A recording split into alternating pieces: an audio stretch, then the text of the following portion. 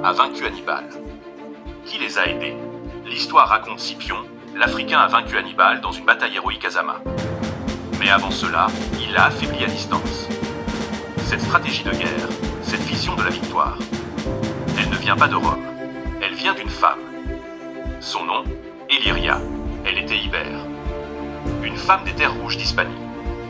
Elle n'est ni soldate ni stratège, mais une interprète au service de Publius Scipion.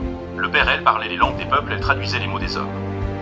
Mais elle lisait ce que les hommes ne disaient pas. Quand le père mourut, l'armée de Rome vacilla. Le fils hérita du silence noir. Scipion, jeune, brillant, seul regardait les cartes sans y trouver la clé. Il voulait vaincre Hannibal, mais comment vaincre l'invincible? Et c'est alors qu'elle entra.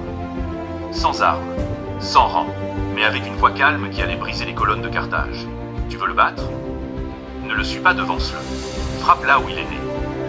Dans les entrailles de Carthage. Frappe la main qui la tient. Force-le à quitter l'Italie. Tu ne peux pas vaincre l'ombre sur le sol qu'elle domine.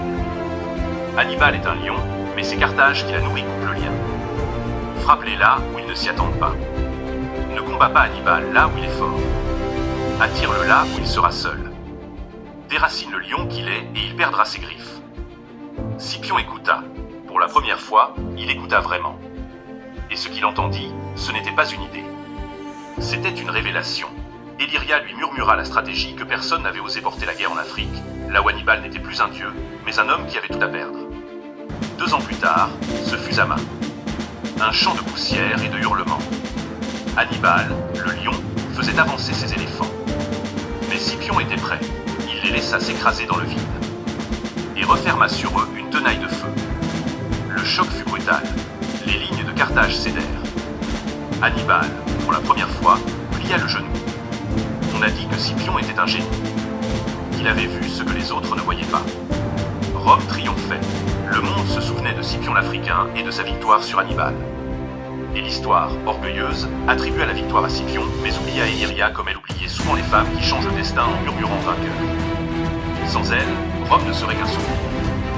Et aujourd'hui, c'est son nom que nous faisons renaître. Si cette histoire t'a parlé, partage-la et fais des likes. Abonne-toi pour plus de vidéos sur les légendes.